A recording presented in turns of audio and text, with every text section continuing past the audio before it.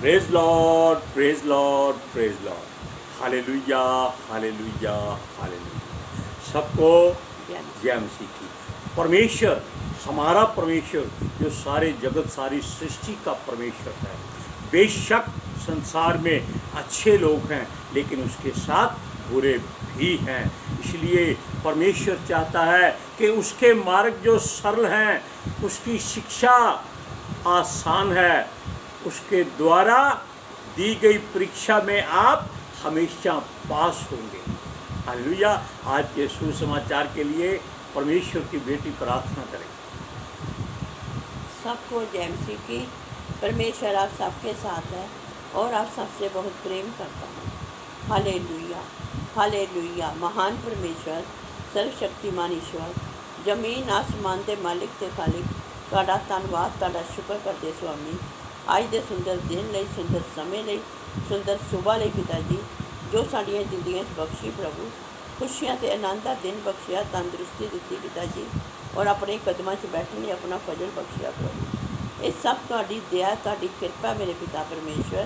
तुहाडी बेटी हिरदे तो तुहाडा धन्नवाद, तुहाडा शुक्र करदी पिता, जो हर रोज़ वचन देंदियां प्रचार करना, उस लिए भी तुहाडा धन्नवाद, तुहाडा शुक्र करदी। बेनती करदी पिता जी, हुण तुसीं अपने वचन के अनुसार साडे विचकार आओ और वचन पढ़ने प्रचार करने साडा मुँह बन के बोलो पिता, ताकि तुहाडा दिता वचन तुहाडी इच्छा के मुताबिक पिता परमेश्वर दुनिया की शोर तक पहुँचे। तुहाडा धन्नवाद, तुहाडा शुक्र करदे हां। प्रार्थना सुनो, प्रार्थना प्रभु यीशु के समर्थित ते पवित्र नाम च मंगो, आमीन, आमीन। अब सुनिए, परमेश्वर की शिक्षा सरल है, उसके मार्ग आसान हैं, उस पर चलिए, क्योंकि जो उन पर चलता है वो परमेश्वर के नज़दीक हो जाता है और परमेश्वर उसके नज़दीक हो जाता है। हालेलुया। सुनिए, आपको जब भी परीक्षा में पड़े हुए पाओ अपने आप को, तब सोच लो कि परमेश्वर आपको कुछ शिक्षा देना चाहता है, क्योंकि उसकी परीक्षा बिना शिक्षा के कभी नहीं होती। हालेलुया। वो नहीं चाहता कि उसकी बातों को एक कान से सुनो और दूसरे कान से निकाल दो। अगर ऐसा करेंगे तो समझिए कि आप अपनी जिंदगी में जहर घोलेंगे। Hallelujah, praise Lord. सुनिए, वो हमारा मुक्तिदाता, हमारा उद्धार करता है। अपने वचनों में वो साफ साफ कहता है कि जिसके कान हो वो सुन लो। क्यों कहता है? क्योंकि उसने संसार में लोगों को आंखें दी हैं देखने के लिए, कान दी हैं सुनने के लिए, और ये नासिका दी है सांस लेने के लिए, जिससे जीवन चलता है, और ये जुबान और मुंह दिए हैं ताकि आपके जीवन में हर बात की घटी और कमी को पूरा हो सके। जुबान से आप व्यापार करते हैं, दांतों से आप चबाकर खाते हैं। हालेलुया। हर बात में उसका कोई ना कोई अर्थ छिपा हुआ है, लेकिन अगर हम उसकी सुन लें और उसकी डांट को सह लें, तो समझ लीजिए कि हम उसके लिए एक अच्छे बच्चे हैं। क्योंकि चाहे मनुष्य बूढ़ा हो जाए, वचन में लिखा है, जब तू बूढ़ा हो जाए, तेरे बाल पक जाएं, तब भी मैं तुमको अपनी गोद में उठाए रहूँगा। ये कौन कह सकता है? केवल परमेश्वर कह सकता है, और कोई नहीं कह सकता। आजकल बूढ़ा हो जाए तो बच्चे भी कह सकते हैं, इसको घर से बाहर निकालो, ये खांसता बहुत है, इसके मुंह से थूक निकलती है, जब बातें करता है तो छींटे पड़ते हैं, इसको खाना खाना नहीं आता, इसके हाथ पैर कांपते हैं, इसके मुंह से आवाज़ समझ नहीं आती, इसको दिखाई नहीं देता।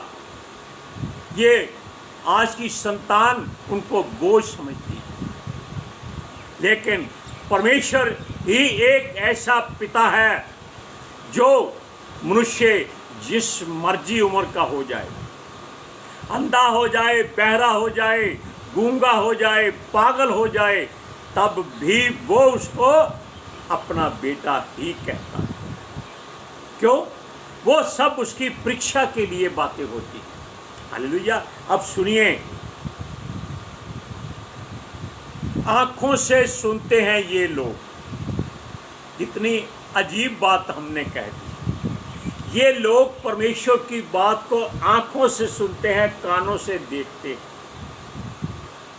मुंह से कुछ नहीं कहते क्योंकि होठों से गूंगे, जुबान नहीं चलती, केवल बुराई की ओर दौड़ती। इसका अर्थ क्या है, मतलब क्या है, उसको जरा ध्यान से सुनिए। ये अनोखी बात आंखों से सुनना, इसका मतलब है ये सबसे पहले वही बात जो आंखों से देखते हैं उसी के पीछे भागते हैं। कोई कहता है अरे भाई उस पास्टर ने मुर्दे को जिंदा कर दिया, इनकी आंखें ऐसे हो जाती बड़ी बड़ी है, जिंदा कर दिया, भागो। कहाँ भागो? उसके पीछे भागो। वचन कहता है कि मनुष्य पर भरोसा मत करो, क्योंकि वो भी मरेगा, उसके भी प्राण निकल जाएंगे, वो भी आपकी तरह मिट्टी में मिल जाएगा। इसलिए बड़ा कौन है? केवल परमेश्वर। उसके मार्गों पर चलो। ये सच्चाई कोई नहीं जानते, ना ही जानना चाहते हैं। उनकी आंखें अंधी नहीं होती, लेकिन वो फिर भी अपना मार्ग खुद नहीं देखते। ये दूसरों पर भरोसा करते हैं। काश ऐसा लोग सुनकर इनकार कर दें कि अगर किसी ने मुर्दा जिंदा किया है तो वो मनुष्य नहीं है, उसमें जरूर परमेश्वर का अभिषेक है। वैसे तो शैतान भी आजकल मुर्दों को जीवित कर रहा है ताकि लोग अपने मार्ग से भटक जाएं और सचमुच अपनी आंखों से ही सुने और कानों से देखें। हालेलुया। सुनिए, ये लोग केवल एक दूसरे के कंधे पर हाथ रखकर चलते हैं, जैसे एक अंधों की लाइन काने मनुष्य के कंधे पर हाथ रख के मार्ग देखते हैं, या अंधा ही कह लीजिए, यानी कि सब के सब अंधे हैं और एक ही लाइन में चले जा रहे हैं। इसलिए संसारिक इच्छाओं को पूरा करने के लिए, कामनाओं को, वासनाओं को अपने बस में करने के लिए, दुष्ट आत्माओं को अपने बस में करने के लिए, ताकि ये चमत्कार करें और लोग इन पर संपत्ति लुटाएं। मसला केवल संपत्ति का है। अब सुनिए, ये लोग आश्चर्य क्रम की ओर दौड़ते हैं और किसी बात पर नहीं दौड़ते। अच्छा वचन कोई बोलता है तो उसको सुनते नहीं हैं। हाँ भाई ये बात अच्छी है, ठीक है, सुनी होगी, देखा होगा, कोई बात नहीं। यही बात आपके जीवन में जब आएगी तो आपके हाथ पैर कांपने बंद हो जाएंगे, बल्कि आपका पूरा शरीर थरथरा जाएगा। तब आप गिड़गिड़ाओगे, कोई नहीं सुनेगा। सुनिए, क्योंकि ये एक मीठा जहर होता है जो आंखों से सुनना होता है। हालेलुया। अब सुनिए, आश्चर्य क्रम को देखकर ये लोग चलते फिरते हैं, उधर ही दौड़ते हैं, और वचन जो मीठा होता है इनको शुगर कर देता है, यानी कि इनको दूर कर देता है। इससे मनुष्यता से, मानवता से, इंसानियत से, जीवन से, अच्छाई से। हालेलुया। परमेश्वर का चुना हुआ इज़राइल का तीसरा राजा सुलेमान खुद तो अपनी जिंदगी में हर आशीष के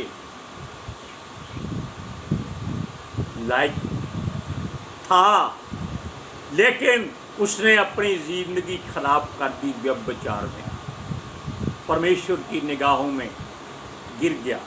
लेकिन उसने दूसरों के लिए एक अच्छी बात कर दी। उसने नीति वचन और भजन और उपदेशक की पोथी लिखकर सबको हैरान कर दिया कि वो गुनाहगार या पाप कर चुका है, दूसरे ना करें। उसके अच्छे जीवन को ना देखें, बल्कि उसके अच्छे वचनों को सुने जो परमेश्वर की ओर से पवित्र आत्मा जी के द्वारा उसके हाथों से लिखवाए गए थे। वो सब काम करने के बावजूद परमेश्वर की बातों को लिखता रहता था। हालेलुया। अब सुनिए, उसकी शिक्षा की बातें हम ग्रहण करें, भाव अपने हृदय में रखें कि तेरी आयु लंबी हो। कौन कहता है? ये परमेश्वर का वचन जो सुलेमान के द्वारा नीति वचन में लिखा गया है। और अच्छी आयु भोगें, उसने अपने वचनों में बुद्धि का मार्ग यानी सही रास्ता बताया है, इसलिए कि मनुष्य अपना अच्छा मार्ग छोड़कर इधर उधर भटक ना जाए। हालेलुया। और अगर बुद्धि आपके पास है तो मनुष्य किसी भी बवंडर में दौड़ सकता है, ऊबड़ खाबड़ मार्गों पर दौड़ सकता है, वो कभी गिरेगा नहीं, क्योंकि वो परमेश्वर के द्वारा संभला जाता है। हालेलुया। आप इन वचनों को पढ़कर देखिए, नीति वचन 4 अध्याय उसका 10वां और 12वां वचन, 10वां 11वां 12वां 3 वचन 10 से 12 तक।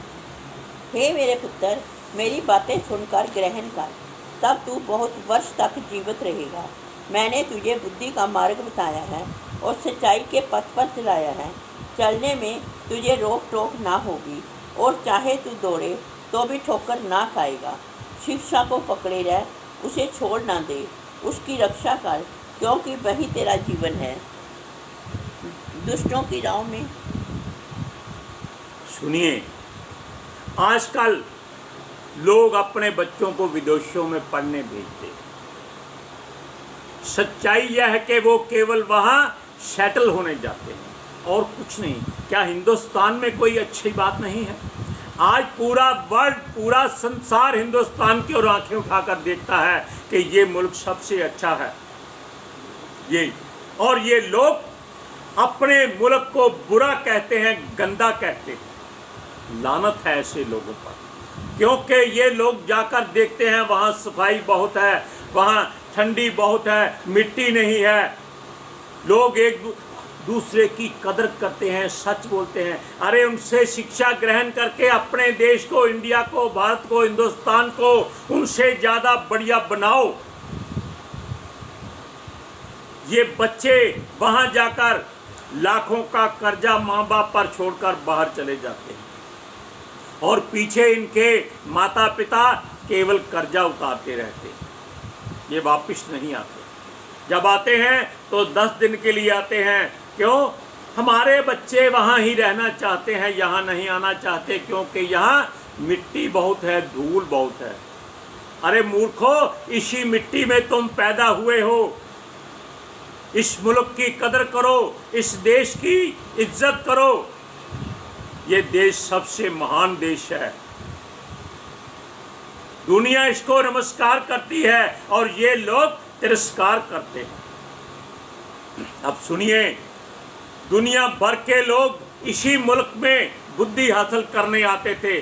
आपको याद होगा कि तक्षशिला यूनिवर्सिटी पूरे संसार में सबसे बड़ी यूनिवर्सिटी थी, यानी कि एजुकेशन डिपार्टमेंट पूरे वर्ल्ड का वहीं होता था। हर मुल्क का बड़ा से बड़ा अफसर वहाँ शिक्षा ग्रहण करने आता था। आज लोग अपनी शिक्षा को मूर्खता कहते हैं। यही वचन के द्वारा समझाया जाता है कि उसकी शिक्षा को ग्रहण कर, किसकी?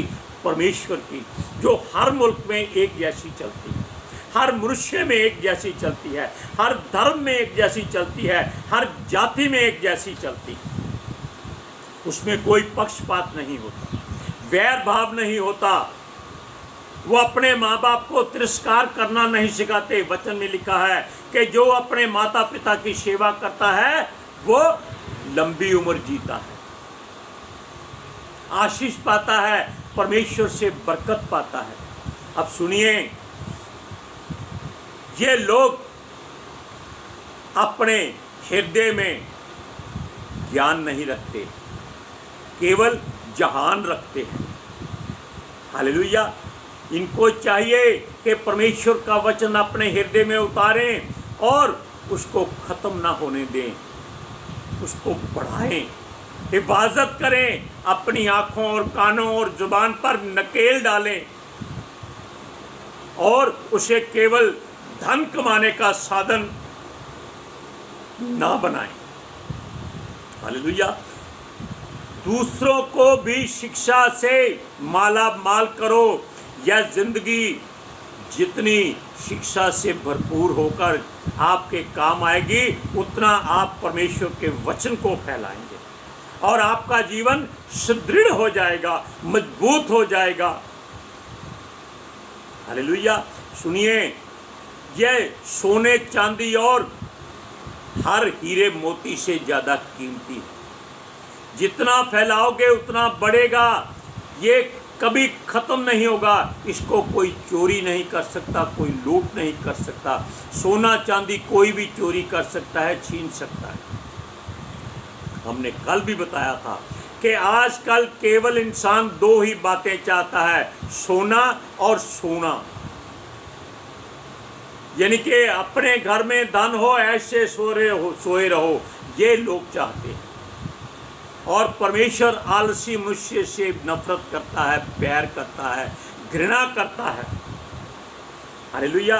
अब सुनिए, ये आपके गोदामों में भरा पड़ा रह सकता है, लेकिन वचन आपके हृदय के गोदाम में बढ़ना चाहिए। पढ़िए नीति वचन 4 अध्याय उसका 13वां आयत। शिक्षा को पकड़े रह, उसे छोड़ ना दे, उसकी रक्षा कर, क्योंकि वही तेरा जीवन है। हालेलुया। शिक्षा किसकी? केवल परमेश्वर की। जो उसके दास इज़राइल के तीसरे राजा, पहला राजा शाऊल था, वो परमेश्वर को पसंद नहीं आया। फिर उसने दाऊद को बनाया, वो पसंद आया और उसको वादा कर दिया कि तू पीढ़ियों तक परमेश्वर के सामने बना रहेगा।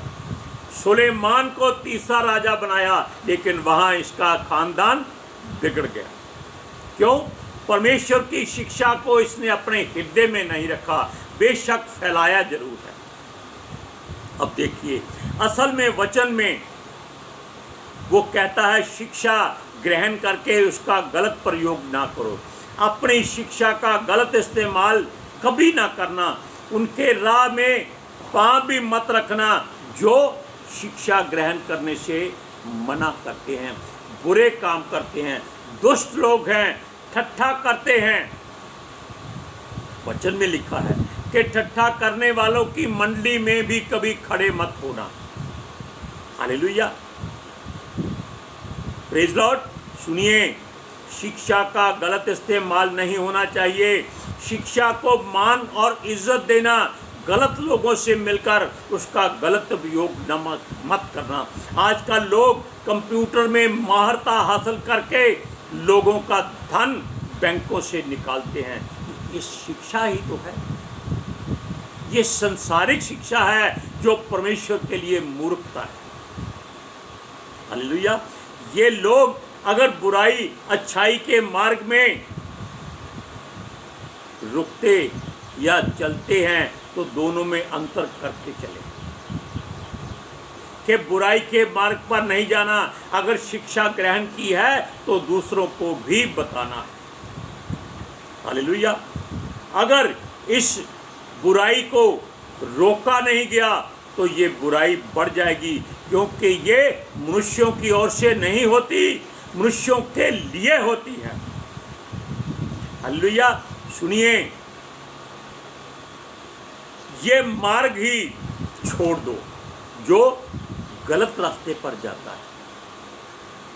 अगर आप सोचते हैं कि अगर सारा काम अच्छा हो गया तो बुराई क्या रहेगी, पुलिस वाले क्या करेंगे? अरे भाई, पुलिस वाले आपकी वो पिटाई करेंगे।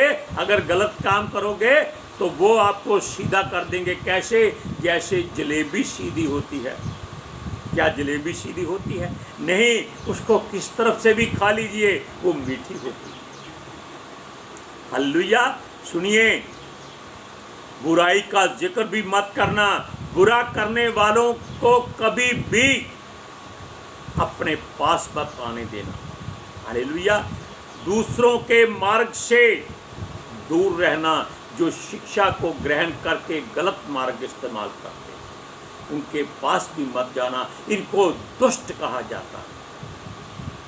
हालेलुया।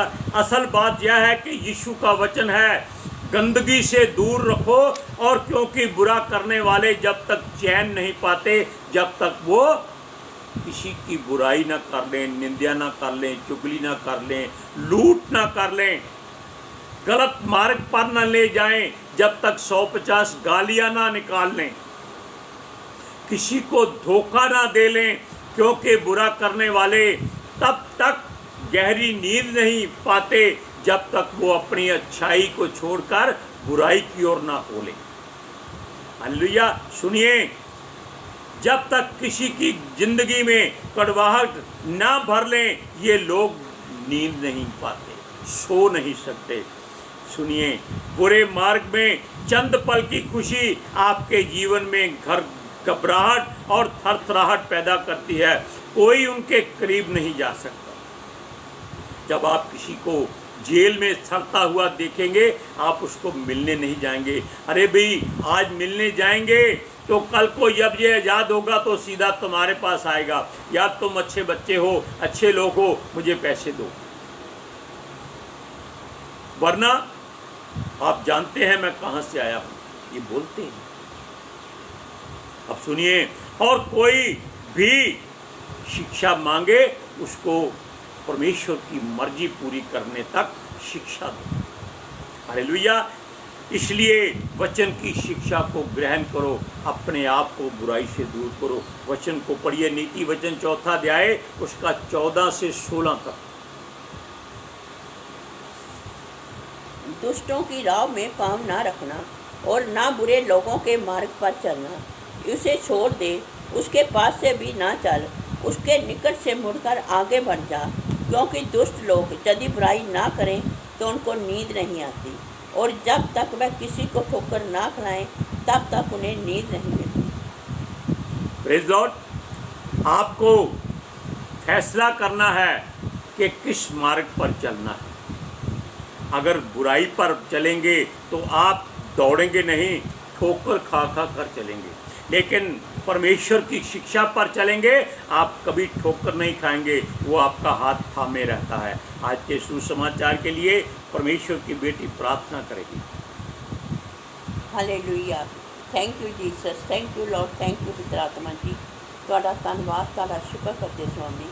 ਸਾਡੇ ਵਿਚਕਾਰ ਆਉਣ ਲਈ ਵਚਨ ਪੜ੍ਹਨੇ, ਪ੍ਰਚਾਰ ਕਰਨੇ, ਸਾਡਾ ਮੂੰਹ ਬਣ ਕੇ ਬੋਲਣ ਲਈ ਪਿਤਾ ਜੀ, ਤੁਹਾਡੀ ਬੇਟੀ ਹਿਰਦੇ ਤੋਂ ਤੁਹਾਡਾ ਧੰਨਵਾਦ, ਤੁਹਾਡਾ ਸ਼ੁਕਰ ਕਰਦੀ स्वामी। सचमुच खुदा अज के अच्छे वचन लिए तुहाडा धन्नवाद करती हैं। ये वचन तुहाडी इच्छा के मुताबिक मेरे पिता परमेश्वर दुनिया की छोर तक पहुँचे, लोग सुनन और सच्चाई में जानन और सच्चाई उन्होंने आज़ाद करे पिता जी। मैं तुहाडा धन्नवाद, तुहाडा शुक्र करती हूँ स्वामी, और तुहाडे बच्चे, तुहाडी सारी प्रजा हमेशा तुहाडी शांति और तुहाडे अनुग्रह विच बनी रहे। आमीन, आमीन। हालेलुया। सबको जय मसीह की।